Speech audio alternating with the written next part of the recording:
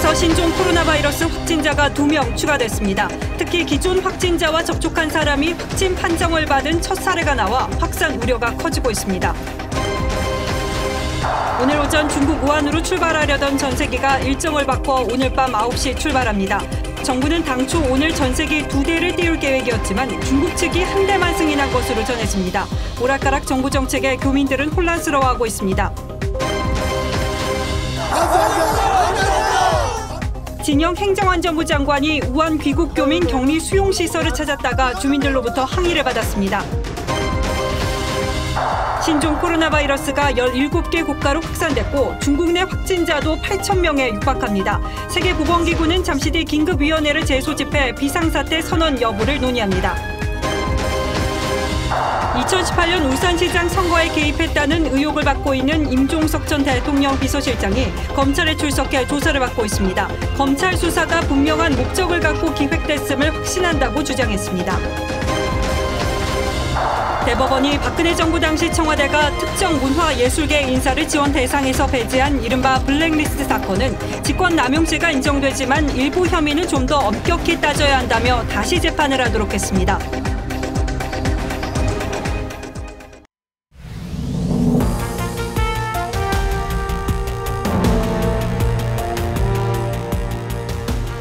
여러분 안녕하십니까? 뉴스9의 신동욱입니다.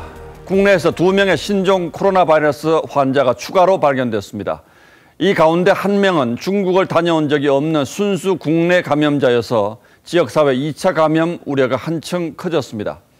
이 확진자는 50대 남성인데 중국 우한에서 무증상 입국한 3번째 확진자와 접촉한 것으로 조사됐습니다.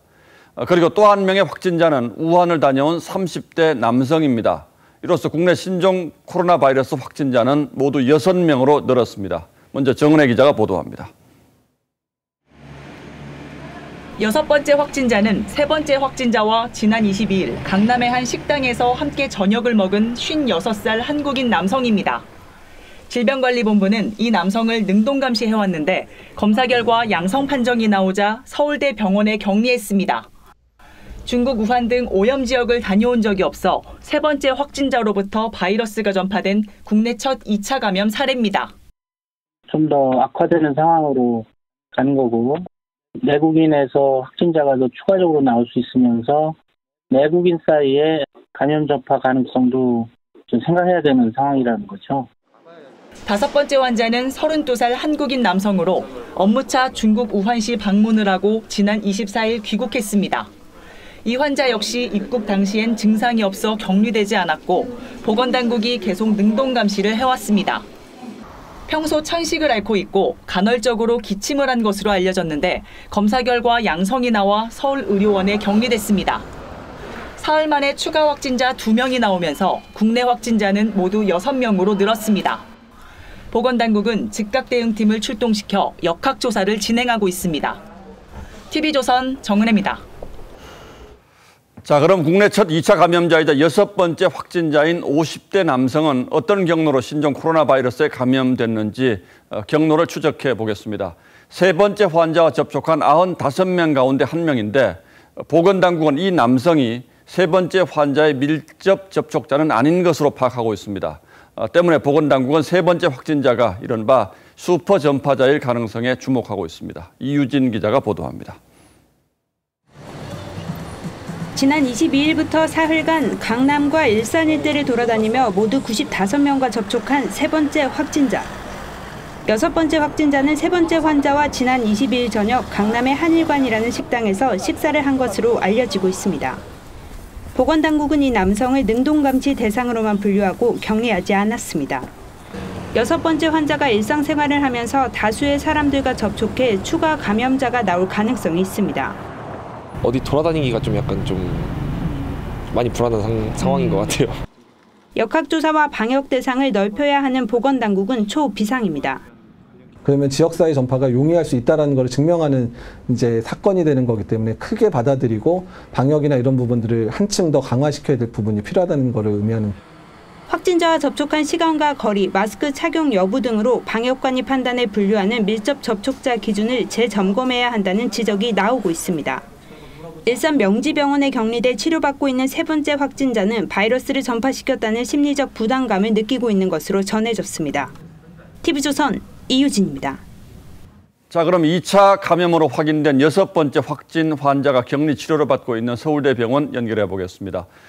신원석 기자, 이 환자가 감염 이후에 접촉한 사람이 몇 명인지가 또 관건이 될 텐데 일단 이 6번째 확진자 상태는 어떻습니까? 네, 현재까지 상태는 비교적 양호하다고 병원 측은 전했습니다. 지금 제가 서 있는 곳은 6번째 확진 환자인 50대 한국인 남성이 입원한 서울대 병원입니다. 이 환자는 항바이러스제 투여 등 대증적 치료를 받고 있는 것으로 전해지고 있습니다. 이 환자는 오늘 오후 5시 조금 넘어 도착했고 현재 격리병동인 39동 음압병실에 입원해 있습니다.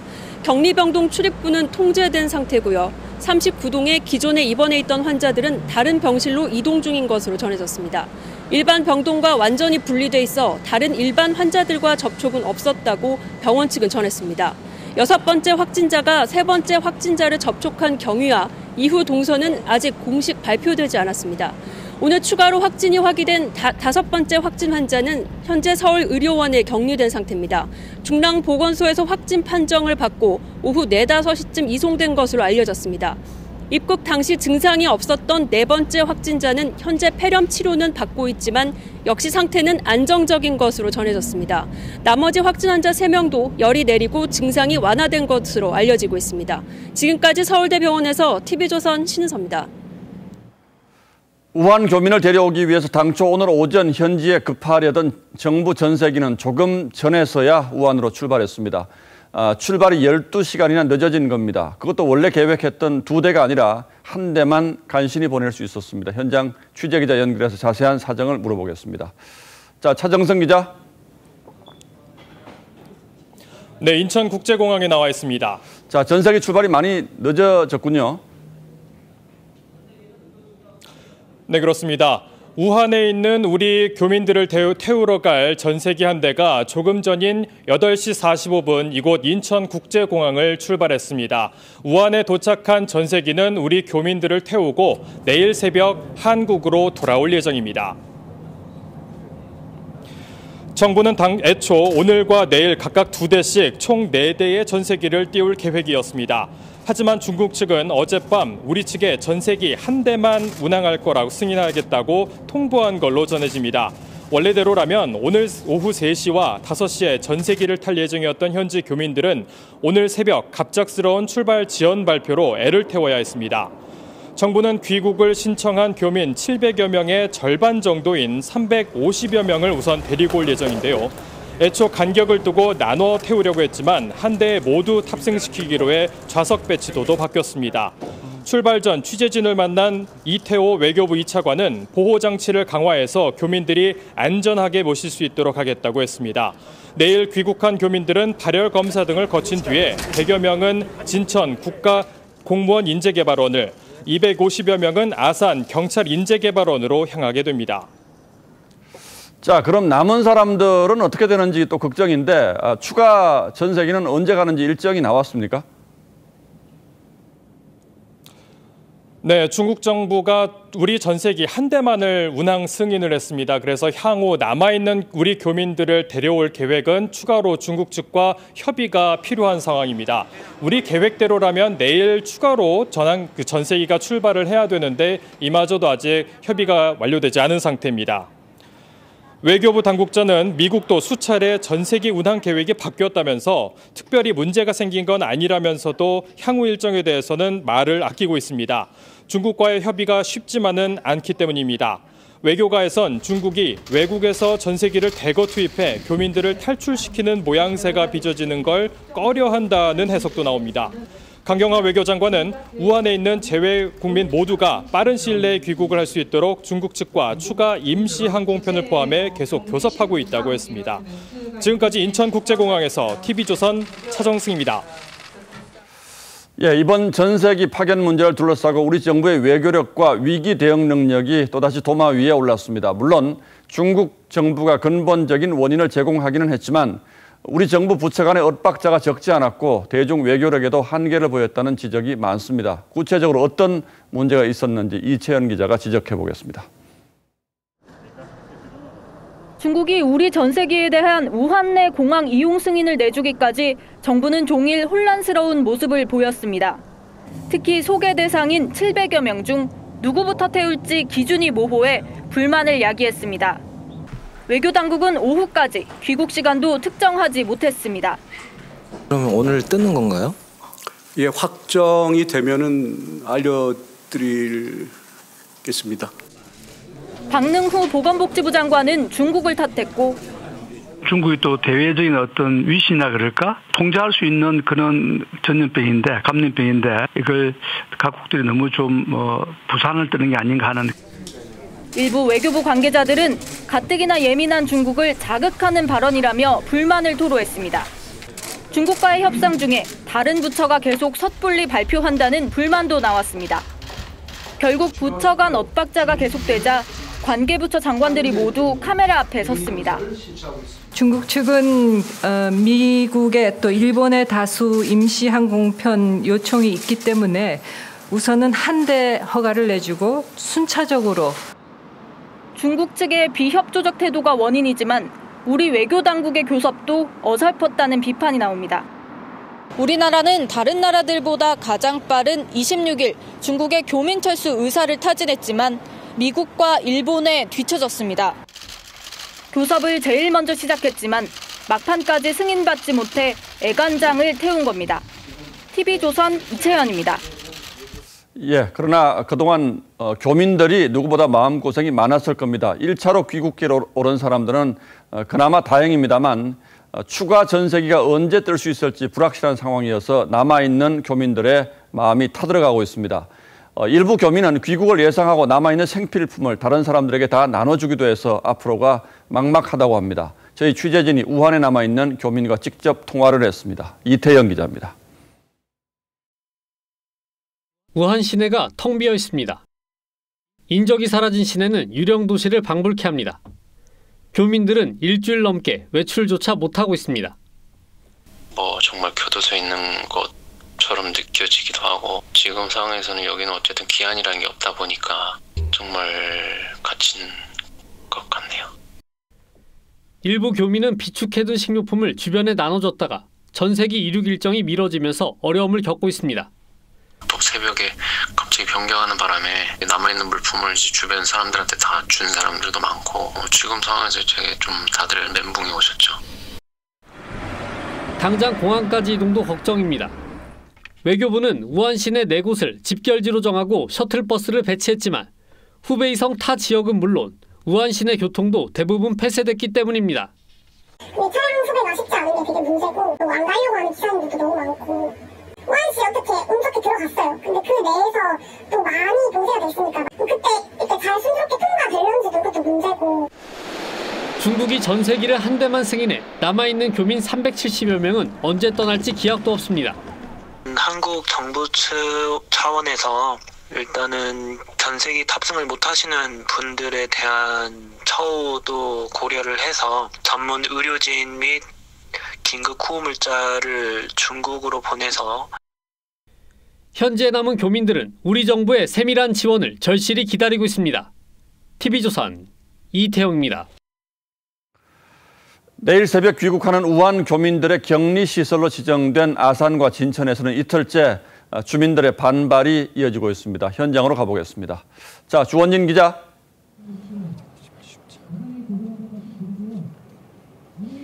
네, 저는 충북 진천 국가공무원 인재개발원 앞에 나와 있습니다.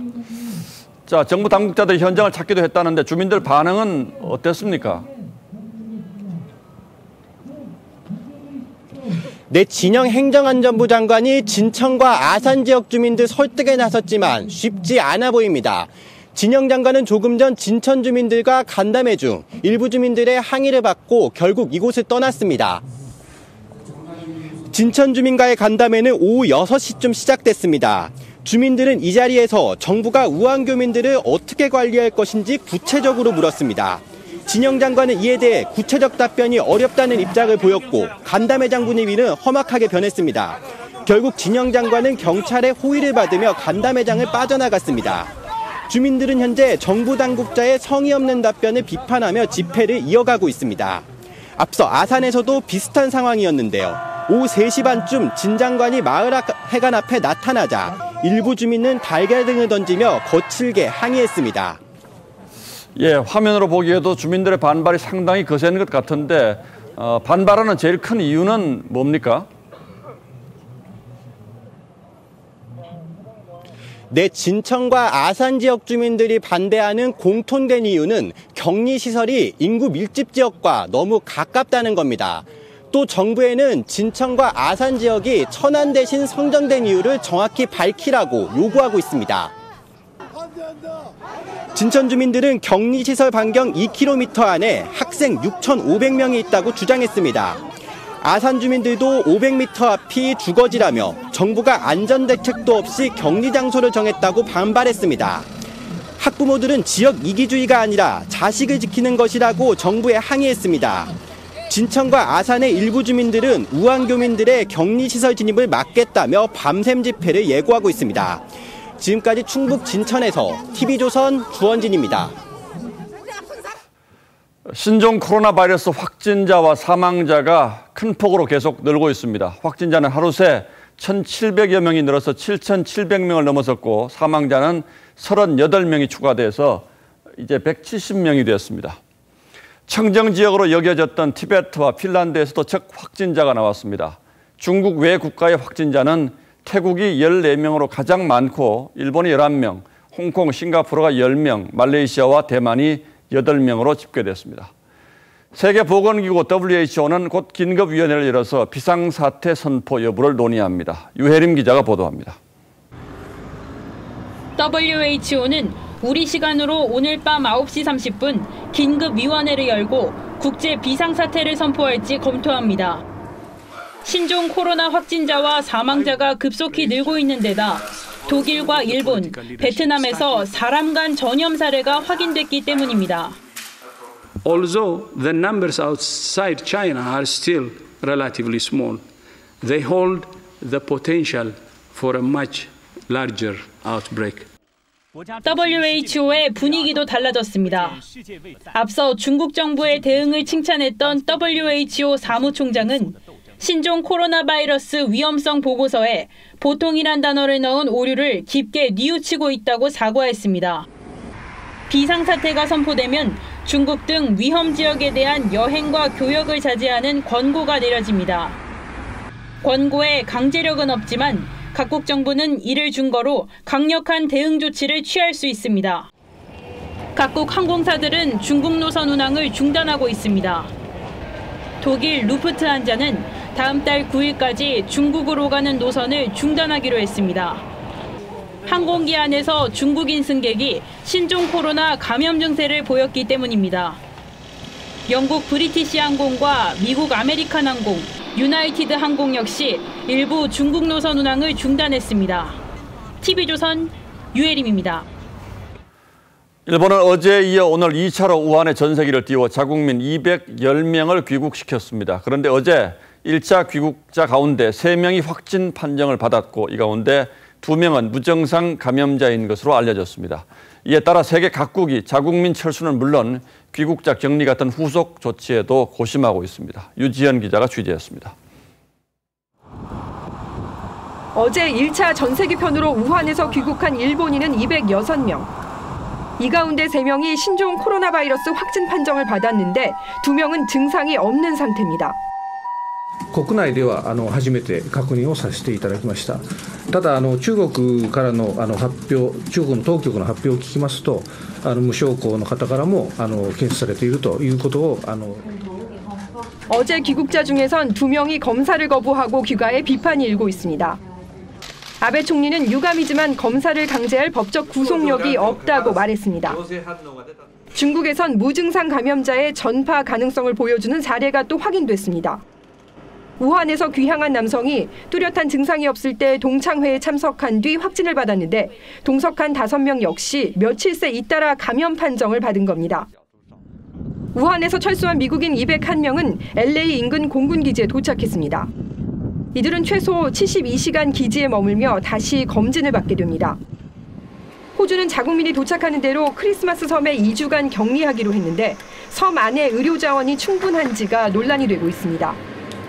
The reality is that people need to be accommodated somewhere for up to 14 days. I can't clear out a hospital in Sydney or Melbourne or Brisbane.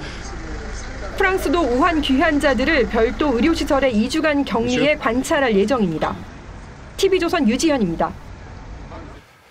영국 역시 자국민들을 귀국시키기 위해서 비행기를 보냈는데 중국 당국의 허가가 떨어지지 않아서 출발이 늦어지고 있습니다. 일본 언론은 중국이 외교적 우선순위를 따져서 전세기 입출국을 허용하고 있다고 보도했습니다. 이어서 송지욱 기자입니다. 200여 명의 영국민을 태우고 오늘 중국 우한을 이륙하려던 영국 전세기의 출발이 미뤄지고 있습니다. 영국 언론들은 중국 당국의 허가가 아직 나오지 않은 것으로 보인다며 영국 외무부가 가급적 빨리 귀국토록 긴밀히 노력하고 있다고 전했습니다. 영국 전세기는 현지 시간 30일 오전 귀국해 14일간 격리 수용될 예정이었습니다. 한편 일본 정부 관계자는 우한 체류 외국인 중 미국인과 일본인만 귀국한 것과 관련해 중국의 외교적 배려가 있어 가장 빨리 이송이 가능했다고 밝혔습니다. 아사히 신문은 미국과 일본이 전세기 우선 출발 몫을 배정받는 데서 중국이 외교적으로 어떤 나라를 중시하는지 알 수 있다는 일본 정부 간부의 말을 전했습니다. 지난 26일 아베 총리가 우한에 항공기를 파견하겠다고 발표했을 때만 해도 상황을 장담할 수 없었는데 27일 밤 모태기 외무상과 왕이 외교부 장관 전화회담 계기로 협의가 빠르게 진행됐던 겁니다. TV조선 송지욱입니다. 신종 코로나 바이러스 관련 가짜 정보, 가짜 뉴스에 이어서 가짜 상황극까지 벌어져 시민 불안이 커지고 있습니다. 한 유튜버가 감염 환자가 탈출했다는 설정에 몰래카메라를 촬영했다가 경찰에 붙잡혔고 지자체 공문서 형태로 의심 환자의 개인정보가 유출되는 일도 벌어졌습니다. 이성진 기자입니다. 한 남성이 에스컬레이터 아래로 황급히 달아납니다. 방진복을 입은 2명이 뒤를 쫓습니다. 어제 낮 동대구역에서는 신종 코로나 환자를 추격하는 설정으로 몰래카메라를 촬영하던 유튜버 4명이 경찰에 붙잡혔다 경고 조치됐습니다. 시민 한 분이 전화 오늘 한번 오셨더라고요. 방진복 입은 사람인데 혹시 뭐 확인되냐. 군산에서는 의심 환자 2명의 개인정보가 담긴 공문서가 찍힌 사진이 그대로 SNS에 유출됐습니다. 군산시는 내부 직원의 소행으로 보고 유출자를 찾고 있습니다. 저희는 내부에 보고 한 사람밖에 없는데 그렇게 돼서 저희도 궁금해요. 서울 강남과 경남 창원 등지에서도 가짜 뉴스로 홍역을 치렀습니다. 확진자의 인적 사항과 이동 경로, 업체 이름 등이 담겼지만 지자체 확인 결과 사실이 아닌 것으로 밝혀졌습니다. 일부 지역 병원과 보건소 등에는 업무가 마비될 정도로 문의 전화가 폭주했습니다. 저희가 정작 좀 시급하게 해결해야 될 그런 문제들을 할 수 없는 그런 상황이었습니다. 경찰은 신종 코로나 사태 이후 온라인 정보량이 10배 가까이 늘었다며 정보 유출이나 허위사실 유포 행위를 엄정 처벌하겠다고 밝혔습니다. TV조선 이성진입니다. 중국인 관광객과 중국 동포가 많이 모이는 지역, 이 대림동은 직격탄을 맞았습니다. 현장을 둘러본 저희 기자 말로는 혐, 중, 정서까지 맞물려서 적막감마저 느껴진다고 합니다. 윤재민 기자가 대림동에서 중국 동포들의 이야기를 들어봤습니다. 서울 대림동 중앙시장. 입구에는 신종 코로나 바이러스 감염 예방 수칙을 홍보하는 현수막과 포스터가 내걸렸습니다. 시장 안으로 들어가자 마스크를 쓴 사람들이 드문드문 걸어다닙니다. 평소 같으면 북적일 시간이지만 거리는 한산합니다. 병 때문에 지금 사람들 많이 쫄잖아요. 한국 손님의 발길은 거의 끊기다시피 했고 중국인 관광객과 교포도 크게 줄었습니다. 설 연휴 동안 장사 때문에 중국에 다녀오지도 못했는데 중국 동포들이 많이 있는 곳이라는 이유만으로 외면을 받는 게 억울하기만 합니다. 일하는 그 여건이기 때문에 뭐 집에 갈 그런 필요가 없거든요. 누구도 안 갔다 왔어요. 근데 사람들 이 시기에 여기에 적게 접촉해야 되겠다. 일부 상인들은 자기들도 중국인들이 돌아오는 게 두렵다며 차라리 정부가 중국인 출입을 막아주길 바란다는 극단적인 반응도 보였습니다. 중국에서 오는 사람들을 정부에서 못 오게 막든가 해야지. 안 그러면 그 사람들이 자꾸 오도. 이곳 상인들은 춘절을 보낸 중국 동포들이 귀국하는 다음 주부터 감염 위험이 높아지고 장사도 어려워질 것을 걱정하고 있습니다. TV조선 윤재민입니다. 마스크 품귀 현상을 틈타 마스크 값을 무려 300%씩 올려 폭리를 취하는 얌체 업체가 속출하고 있습니다. 말 그대로 부르는 게 값인 상황인데 현재 마스크 생산량이 수요를 따라가지 못해서 일어나는 마스크 대란에 오늘의 포커스를 맞췄습니다. 중국인이 많이 찾는 서울의 한 면세점. 마스크를 쓴 직원들이 고객을 맞이합니다. 백화점 풍경도 비슷합니다.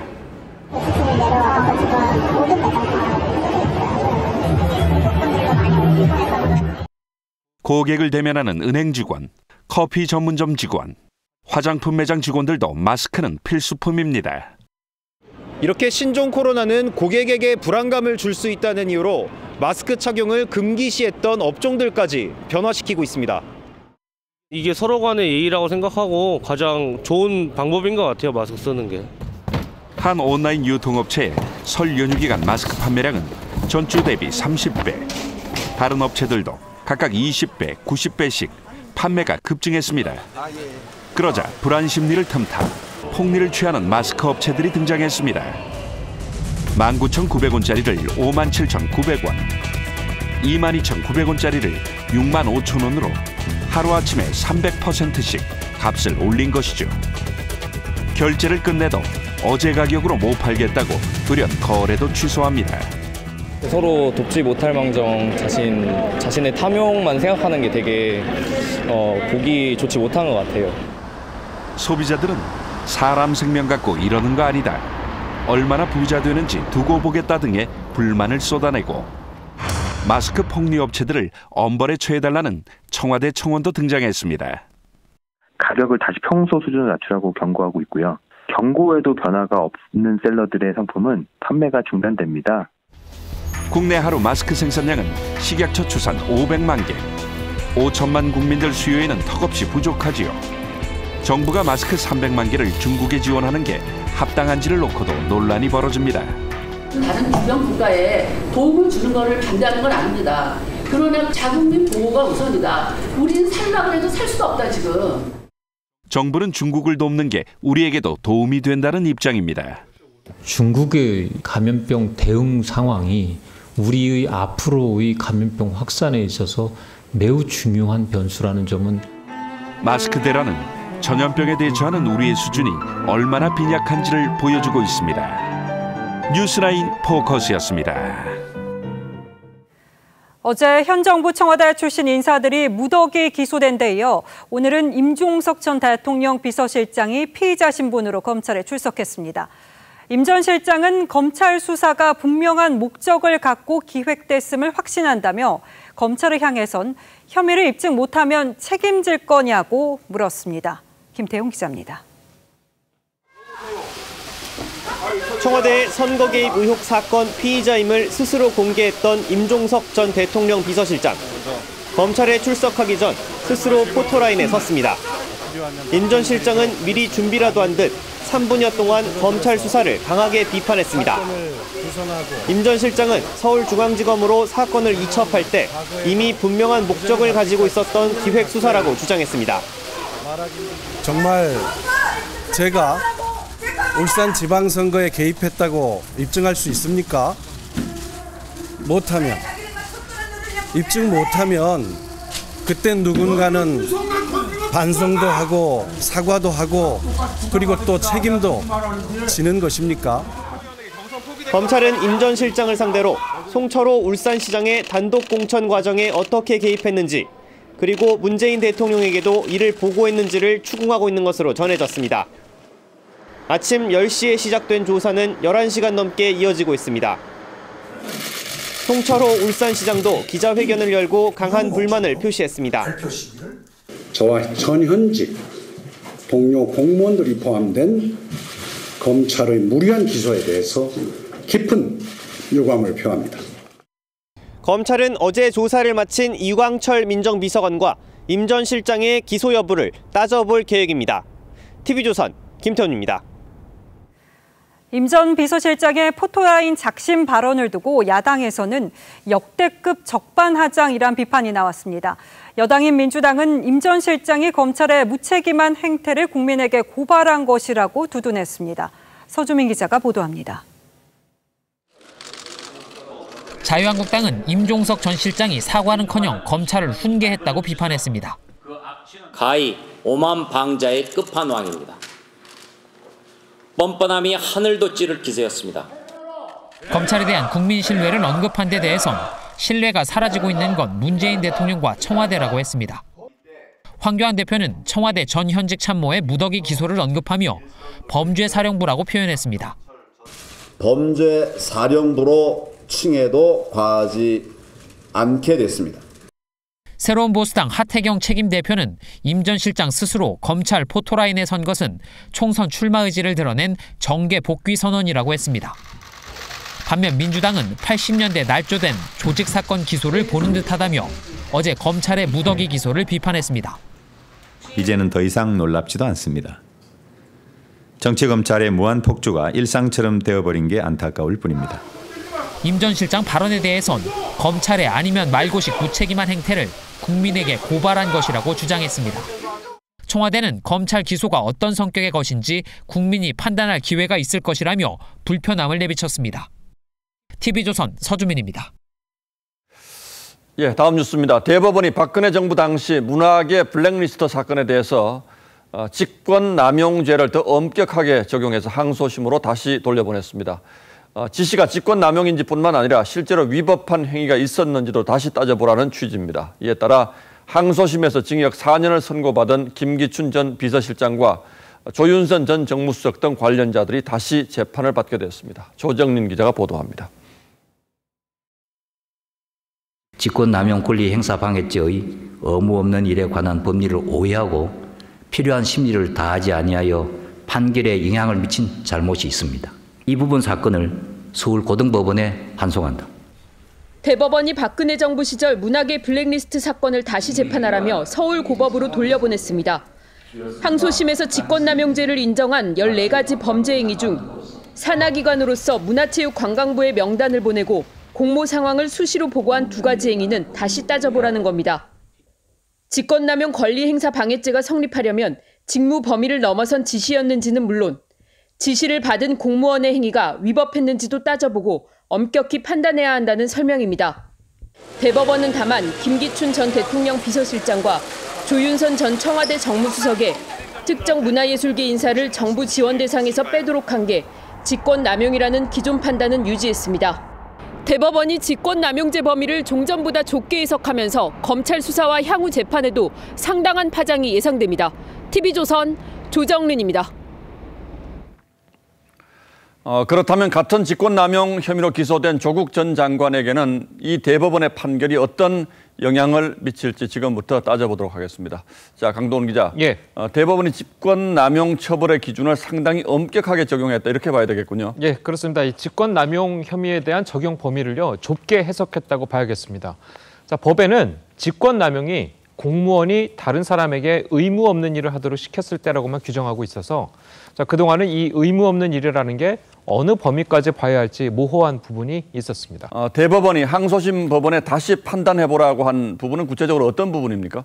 그러니까 김기춘 전 비서실장 등이 문화예술위원회 등 산하기관 임직원들에게 각종 명단을 보내게 하거나 지원금과 관련된 심의 진행 상황을 보고하도록 하게 한 행위는 이 산하기관이 원래 하던 일의 범주에 들어가는 것이어서 이 직권남용이 아니라는 취지입니다. 얼마 전에 법무부 안태근 전 검찰국장 판결도 좀 비슷했던 같은 기억이 나네요. 예, 그렇습니다. 이 당시에도 안태근 전 검찰국장이 이 인사실무자에게 부당한 인사안을 작성하게 한 것이 의무 없는 일을 하게 한 것이 아니라는 취지의 판결을 내렸었습니다. 자, 그럼 강 기자 말대로 대법원은 직권남용죄를 상당히 좁게 엄격하게 해석하는 것 같은데 그럼 이게 조국 전 장관 유재수 감찰문마 사건 재판에는 어떤 영향을 미칠까요? 상당히 영향을 미칠 가능성이 큽니다. 조국 전 장관의 경우에는 민정수석일 당시에 유재수 전 부산시 경제부시장의 비위 혐의를 감찰하는 특감반에게 이 감찰을 중단하도록 지시한 혐의가 있죠. 예. 자, 이번에 대법원 판결로 이 검찰로서는 특감반원의 감찰 중단이 과연 의무 없는 일인지를 입증할 수 있는지가 관건이고요. 자, 그동안 민정수석의 재량 판단 범위 안에 있던 일이라고 주장해온 조 전 장관의 변호인들에게는 이 무죄를 더 주장할 수가 있겠습니다. 들어보시죠. 하명수사 의혹과 관련해서 기소된 사람들이 변론을 할 수 있는 아주 중요한 무기를 변호인 측에 쥐어준 것은 사실이다. 이렇게 평가할 수 있겠죠. 예, 여러 사건을 종합해서 보니까 타이밍이 참 절묘하다 이런 생각도 드는군요. 예, 강동원 기자 잘 들었습니다.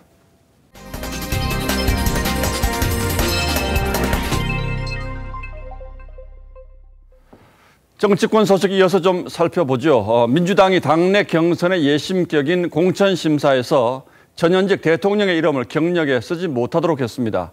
이번 총선에 나서는 청와대 출신 후보자가 유난히 많아서 당내에서도 불만이 적지 않아 내린 결정인데 그러자 청와대 출신 인사들이 또 역차별이라며 반발하고 있습니다. 보도에 이미지 기자입니다.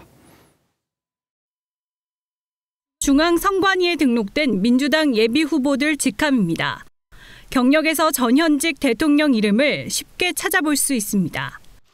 하지만 대통령 이름 사용이 논란이 되자 당 공천관리위는 경선 자격심사인 적합도 조사에서 후보 경력에 대통령 이름을 넣지 못하게 했습니다. 6개월 이상 근무한 경우 청와대 행정관 또는 비서관은 표시할 수 있도록 했습니다. 당 관계자는 정치 신인일수록 대통령 이름을 명시하느냐에 따라 두 자릿수까지 차이가 난다고 했습니다. 다음 달 초 실시될 적합도 조사는 총점의 40%로 비중이 가장 큽니다. 때문에 예비후보들은 당 결정에 민감한 반응을 보이고 있습니다. 현 정부 청와대 행정관을 지낸 전진숙 광주 북구을 예비후보는 유권자들은 후보가 어떻게 살아왔는지 알고 선택할 권리가 있다고 반발했습니다. 수도권 지역에 출마한 다른 청와대 출신 후보는 현역 의원들은 이미 지역구 기반이 촘촘한 데다 의정활동을 대대적으로 홍보하고 있다며 대통령 이름 사용을 막는 건 형평성에 문제가 있다고 지적했습니다. TV조선 이미지입니다. 지난 9일 중도 보수 통합을 위해 출범했던 혁신통합추진위원회가 내일 대국민 보고대회를 열고 본격적인 신당 창당 작업에 돌입합니다. 신당 합류를 주재했던 새로운 보수당이 참석 의사를 밝혔고 한국노총을 비롯한 각계 시민단체들도 동참 선언에 나섰습니다. 이태희 기자가 보도합니다. 혁신통합추진위원회는 내일 대국민 보고대회에서 중도보수 통합신당 창당 선언문을 결의합니다. 박형준 통추위원장은 창당 시기를 2월 중순으로 제시했습니다. 범중도 보수의 명실상부한 유일한 정통 세력으로서 거듭나게 될 것입니다. 새보수당 하태경 대표도 참석할 예정이지만 신당 합류에 대해선 여지를 남겼습니다. 협통에서는 우리 스케줄을 존중해 줄 거라고 보고 있고요. 대국민 보고대회에는 황교안 대표를 비롯한 각 보수 세력 대표들과 350여 개 시민단체들도 참여합니다. 내일 행사 이후 혁신통추위는 창당준비위로 전환되게 됩니다. 다만 한국당이 통합 방법론을 두고 의원총회까지 열어 논의했지만 의견을 좁히지 못해 변수가 될 수 있습니다. 방식을 어떤 방식으로 할 것이냐, 그 점에 대해서는 여러 가지 다양한 의견들이 나왔습니다. 그래가지고 하나로 제가 지금 어떻게 모을 수가 없습니다. 지금. 어제 바른미래당을 탈당한 안철수 전 대표는 혁신통추위 통합 논의에 참여하지 않겠다는 뜻을 거듭 밝혔습니다. TV조선 이태희입니다. 이상 고온 현상으로 어렵사리 개막한 화천 산천어 축제가 이번엔 신종 코로나 바이러스까지 겹쳐 맥을 못 추고 있습니다. 사흘째 문을 닫았는데요. 14년 연속 100만 명 돌파를 기대했던 흥행전선에 빨간불이 켜졌습니다. 이승훈 기자입니다. 산천어 축제장 얼음 낚시터가 텅 비었습니다. 곳곳에 얼음이 갈라졌고 가장자리는 녹아내렸습니다. 얼음 낚시터 입구는 굳게 닫혔습니다. 지난 27일 개막 하루 만에 화천 산천어 축제 얼음 낚시터는 운영을 중단했습니다. 화천은 지난 4일간 평균 기온이 영상 4.5도로 10년 평균 기온인 영하 5.4도보다 10도 가까이 높았습니다. 위에 올라가서 되지 않고 있어요. 상태가 더 망가질까봐. 재개장 여부는 아직 모르겠어요. 근데 2번 연기 끝에 축제를 연 화천군은 비상이 걸렸습니다. 얼음 낚시터 대신 부교 수상 낚시터를 4배 확대하고 대낚시 체험도 준비하고 있습니다. 어저께는 처음으로 그걸 한번 해본 거고, 지금 뭐 대낚시도 한번 해보려고 또 이제 여러 가지를 지금 뭐 이렇게 아이디어 회의도 하고. 어려운 상황 속에서도 동남아를 중심으로 한 외국인 관광객 10만 명이 산천어 축제를 찾았지만 신종 코로나 사태가 악재로 작용하고 있습니다. 무섭긴 하죠. 근데 전염되면 아직은 뭐 약이 없다고 하니까 그게 걱정이 되죠. 악재가 겹치면서 화천 산천어 축제에 14년 연속 100만 명 돌파 기록 달성도 불투명해지고 있습니다. TV조선 이승훈입니다. 문화계도 바이러스 공포로 불안하긴 마찬가지입니다. 많게는 수천 명이 밀폐된 공간에 머무르다 보니까 전염 위험이 높을 수밖에 없기 때문인데 이 공연장에 공항에서나 볼 수 있었던 열 탐지기가 등장했습니다. 고민성 기자입니다. 공연이 없는 오전 시간, 방역복을 입은 요원들이 소독약을 뿌립니다. 관람객이 많이 모이는 공연장인 만큼 혹시 모를 상황에 대비해 방역에 총력을 기울이고 있습니다. 관람객에게 마스크를 제공하고 열 탐지기까지 등장했습니다. 취소까지는 생각하고 있지 않습니다만 앞으로 이 신종 코로나 바이러스가 확산될 경우에는 이에 대해서도 적극적으로 검토하겠습니다. 공연계와 극장가는 비상이 걸렸습니다. 일부 콘서트와 공연, 아이돌 행사 등이 취소됐고 예매 취소 시 환불 수수료를 면제해주는 등 적극적인 조치도 이뤄지고 있습니다. 외국인 관광객이 많이 모이는 고궁에는 손세정제와 함께 예방수칙이 적힌 안내판도 새로 설치했습니다. 집 밖으로 아예 안 나올 수는 없으니까 조금 무서운데 어쩔 수 없이 나오는 것 같아요. 문화계는 지난 2015년 메르스 사태 당시 직격탄을 맞은 기억이 생생합니다. 특히 연극, 뮤지컬은 사태가 심각했던 당시 6월에서 7월 티켓 판매액이 27%가량 급감했습니다. 때문에 이번 사태가 미칠 파장을 예의주시하며 확산 방지에 적극 나서고 있습니다. TV조선 구민성입니다.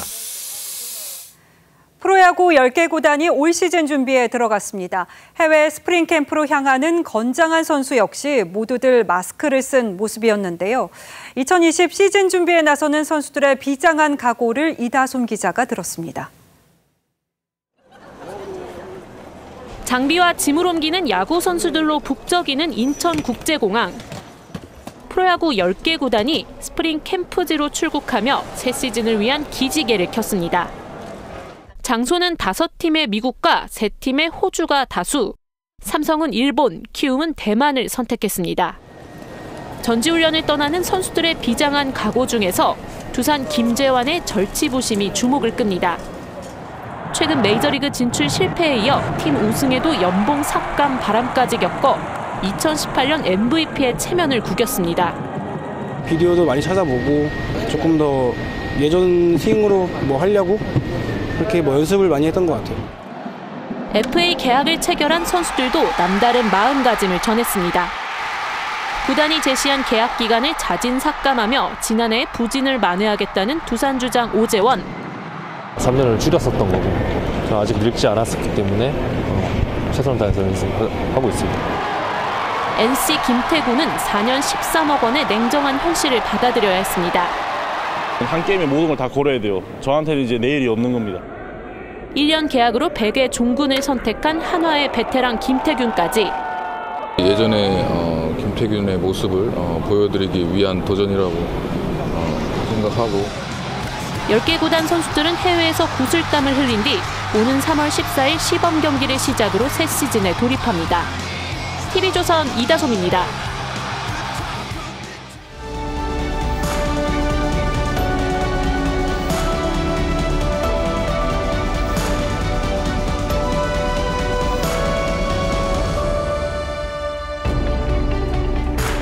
영화 포레스트 검프에서 검프가 워싱턴 워터게이트 호텔에서 묵었습니다. 그는 맞은편 방에 손전등 불빛에 잠을 설치다 프런트에 알립니다. You might want to send a maintenance man over to that office across the way.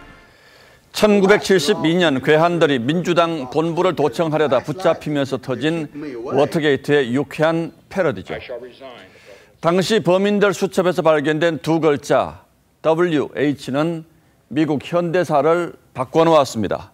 화이트하우스, 즉 백악관을 가리키는 약자였고 그 위에 HH는 CIA 출신 백악관 자문관 하워드 헌트였습니다.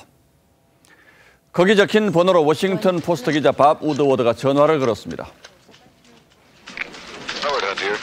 I was just kind of wondering why your name and phone number were in the address books of two of the men arrested at Watergate. Good God. You that the matter is under adjudication. I have no comment. 예, 헌터는 도청 실무 책임자였고 닉슨은 그 뒤 2년을 수사 방해와 거짓말로 버티다 결국 물러났습니다. 검찰이 대통령 친구 송철호 울산시장을 당선시키기 위해서 청와대가 조직적으로 개입했다는 결론을 내리고 관련자 13명을 먼저 기소했습니다. 그리고 임종석 전 비서실장은 오늘 조사를 받았습니다. 윤석열 총장, 이성윤 서울중앙지검장, 대검 관계자와 수사팀 부장들까지 10명쯤이 참석한 회의에서 내린 결정입니다. 이성윤 지검장만 반대했을 뿐 추미애 장관 첫 인사 때 이 지검장과 함께 발탁된 공공수사부장도 찬성했다고 합니다. 그만큼 증거 확보와 공소 유지에 자신이 있다는 얘기일 겁니다. 그 중에 하나가 송병기 전 울산 부시장 수첩에 등장하는 두 글자, 바로 BH입니다. 블루하우스, 즉 청와대를 가리키는 약칭이죠. 날짜와 함께 BH 방문, BH 회의라고 적혀 있고 접촉한 비서관들의 이름도 올라 있다고 합니다. 검찰이 이런 실상을 알고도 압력을 못 이겨 덮었다가는 나중에 무사하지 못할 것이라는 절박감도 없지 않을 겁니다. 자, 상황이 이런데도 기소를 반대한 이성윤 중앙지검장은 또 어떻게 될지 궁금하기는 마찬가지입니다. 윤 총장 감찰까지 덜먹였던 법무부도 민주적 절차를 거친 이번 기소에는 할 말이 없게 됐습니다. 회의를 거쳐 사건 처리를 결정하라고 권했기에 반대할 명분이 없어진 것이죠. 청와대, 법무부가 더는 검찰을 흔들려 하지 말고 법원 판단을 기다리는 것이 순리일 겁니다. 1월 30일 앵커의 시선은 증거로만 말하라 였습니다.